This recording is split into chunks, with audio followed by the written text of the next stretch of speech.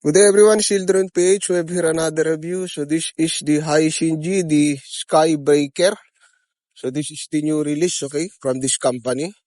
So we'll gonna check this. This is the drone for kids, guys. We'll try later. I think this is the best gift for your children, okay? If you have a son or maybe it's for daughter also. You can try this, okay? I will put in the description below if you want to try, okay? So we'll check if what inside the box.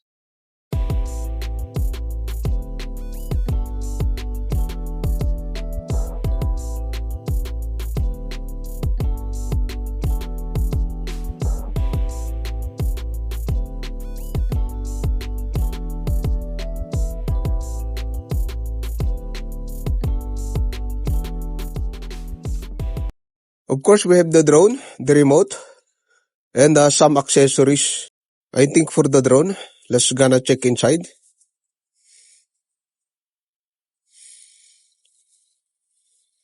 Okay, so this is, I think, the accessories for the arm or in front. So you can get this just in case you want to purchase.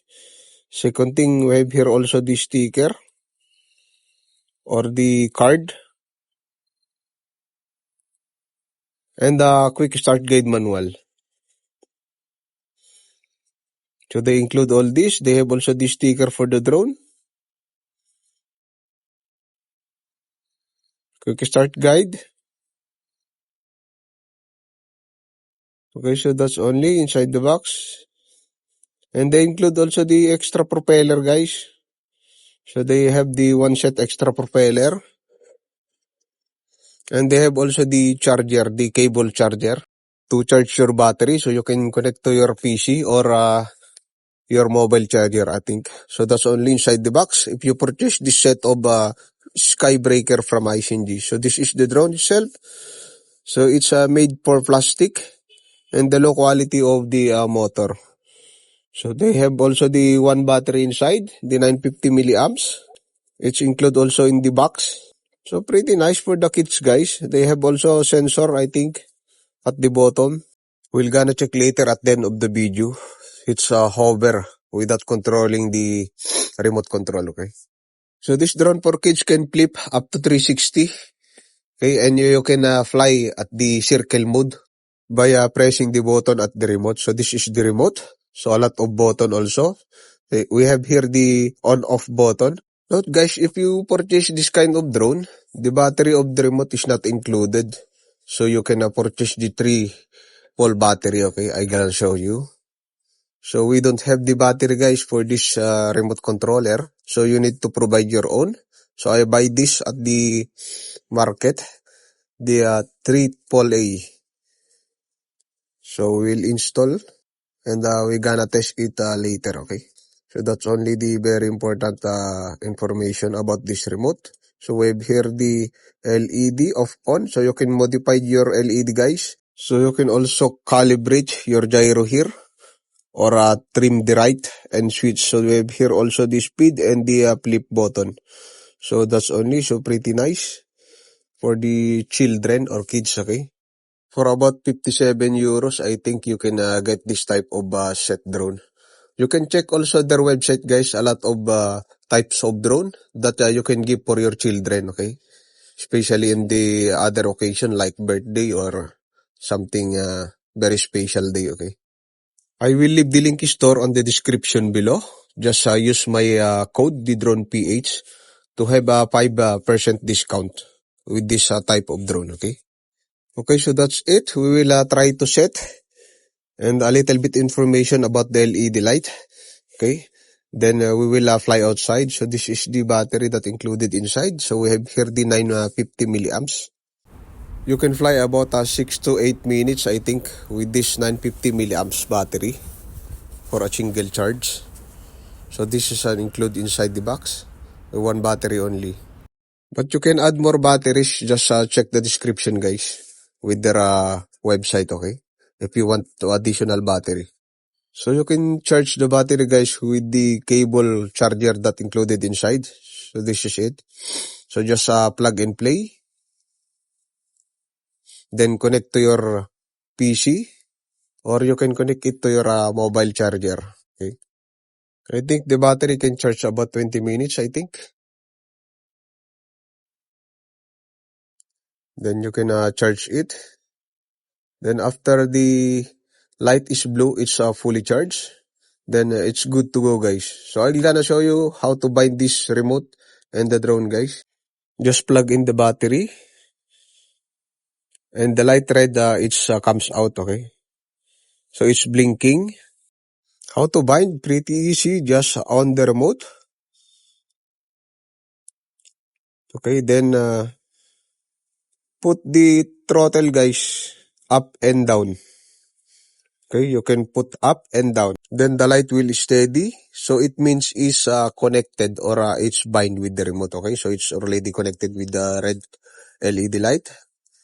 To start the motor, just follow what I'm doing. Okay. So that's it. So that is the starting motor of this drone. Then you can throttle up and down. Okay, so you can off also by pushing down the throttle mode. Okay, so let's try again to start the motor. Okay, so that's it. It's good to go. Okay, so little bit information, guys, about the LED. You can modify the LED, guys, about 7 color, I think, while flying. So you can check the LED button at the remote controller, guys. So they have green, blue. Okay, so that's it. We will try to fly outside, guys, and test this drone. Okay, let's go.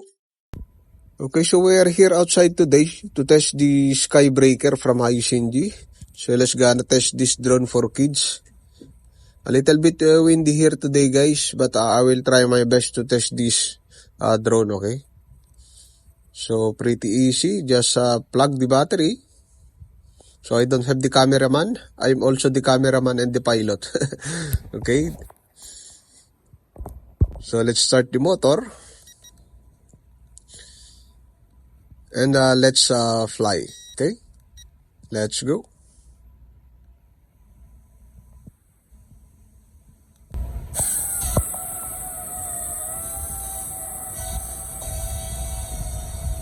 Okay, so it's fine. It's hovering. Little bit settings only because it's windy in my place today. Okay, so pretty nice.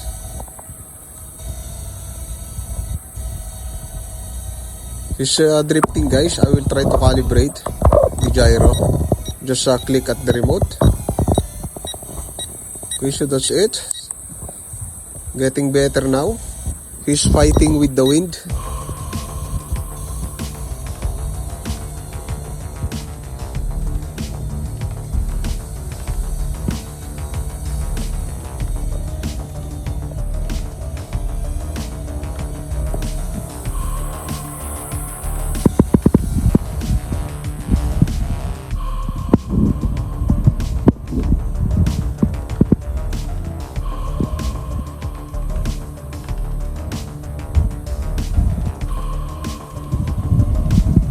Fighting with the wind.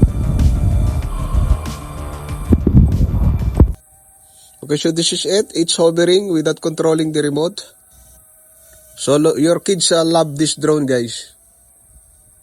It's hovering, guys, without moving. That's pretty awesome. So let's gonna test also the flip a little bit.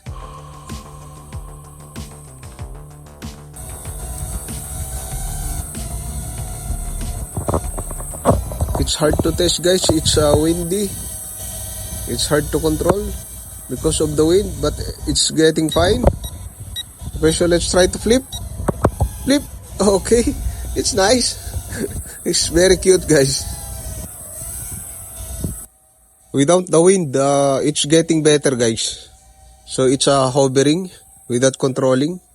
So that's only the simple review, guys. If you want, just check the description below for this type of drone for kids to give to your children. So that's only. Till next time, just check the description. See you and happy flying. See you next time. Peace.